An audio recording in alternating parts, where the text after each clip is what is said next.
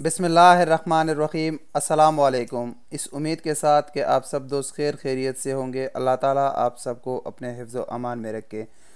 Saudi अरब में corona virus की ताज़ा तरीन सूरत हाल के साथ मैं हूँ साजिद अली। वीडियो को बाकायदा शुरू करने से पहले आप लोगों से एक रिक्वेस्ट है कि हमारे चैनल को सब्सक्राइब करें और घंटी के निशान पर क्लिक करें ताकि हर नए आने वाले वीडियो की नोटिफिकेशन आपको बर वक्त मिलती रहे।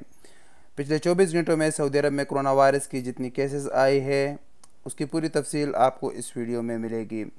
पिछले 24 घंटों में मक्का मुकर्रमा में सबसे ज़्यादा केसेस सामने आई है, उसके बाद मदीना मुनव्वरा और उसके बाद रियाज की पूरी तफसील इस वीडियो में आपको मिलेगी।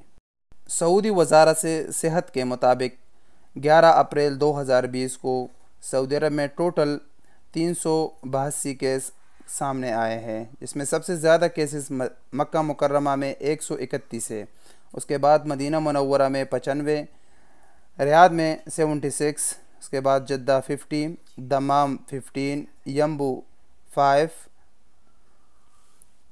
सेतल माला 3, हफूफ 3, खुबर 1, ताइफ 1, मैसान 1, अलशिमली 1।